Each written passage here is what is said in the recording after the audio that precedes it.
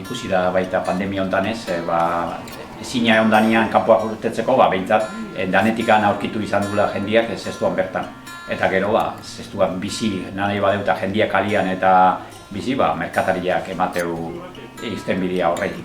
Eta behintzat ala jarraitzia espero dugu oin, pandemia bukaudu ondan.